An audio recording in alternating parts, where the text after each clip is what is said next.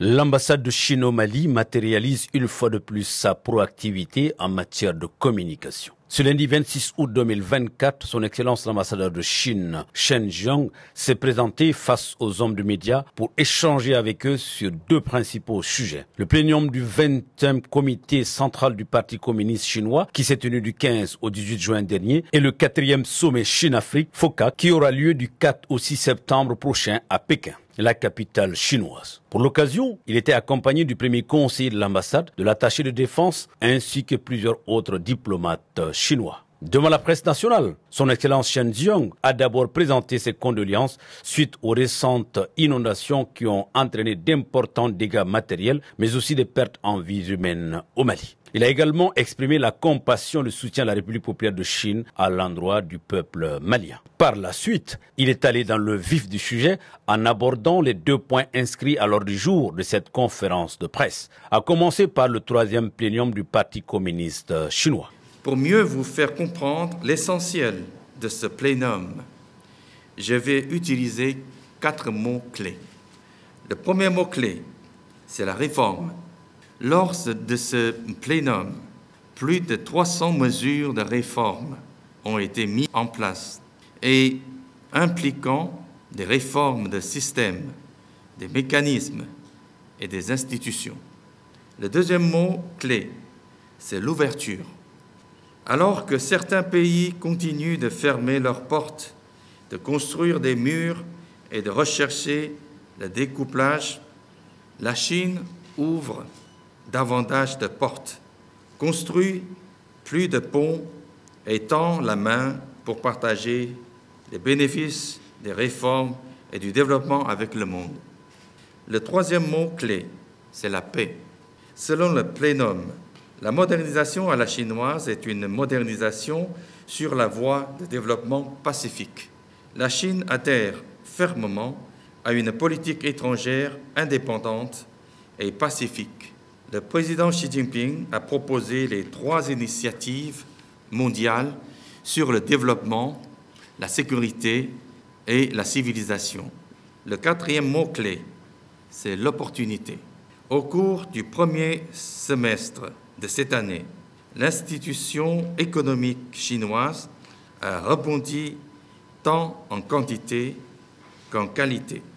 Le PIB a progressé de 5% par rapport à l'année précédente, dépassant de nombreuses autres grandes économies.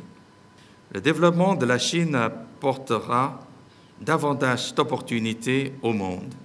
Les recherches du FMI montrent qu'une augmentation d'1 pourcentage de PIB chinois se traduit par une amélioration moyenne de 0,3 points de pourcentage dans les industries des autres économies. Placé sous le thème « Joindre les mains pour faire progresser la modernisation et construire une communauté de destin Chine-Afrique de haut niveau ». Toutes les conditions sont réunies pour permettre aux pays africains, notamment le Mali, de renforcer leurs liens de coopération avec la Chine. Depuis sa création en l'an 2000, le Forum sur la coopération sino-africaine se concentre sur la réalisation de la prospérité commune et du développement durable des peuples chinois et africains, en adhérant aux principes de consultation commune, de construction conjointe et de partage.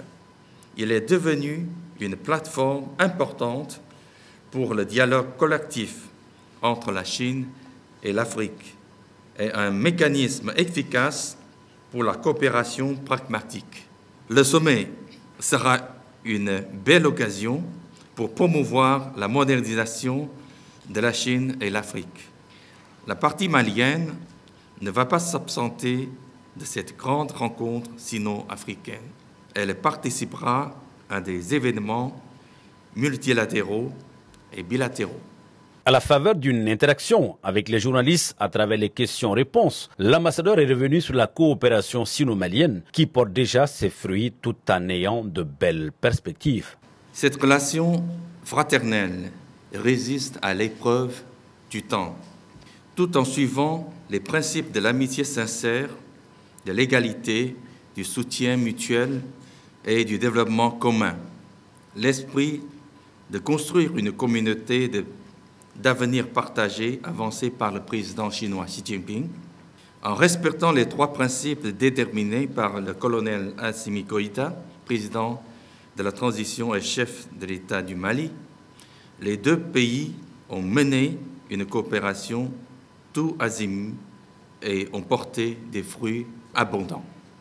Sur le plan politique, les 2 parties démontrent une profonde confiance mutuelle et se soutiennent fermement sur les questions relatives à nos intérêts fondamentaux respectifs. La Chine apprécie hautement la position résolue du Mali sur la politique d'une seule Chine. De son côté, la Chine soutient fermement le choix autonome du Mali de sa voie de développement et défend ses droits légitimes au Conseil de sécurité des Nations Unies, en s'opposant à la politisation et à la manipulation des questions des droits de l'homme pour s'ingérer aux affaires intérieures du Mali. C'est sur ces mots de soutien et d'espoir que s'est bouclée cette rencontre entre l'ambassadeur de Chine au Mali et les hommes de médias. Nous retenons la volonté de la partie chinoise à contribuer au développement des pays du continent africain, dans le cadre d'un partenariat gagnant-gagnant. Ce sommet sera, sans nul doute, un nouvel élan au développement des relations bilatérales et à la coopération d'amitié entre la Chine et l'Afrique.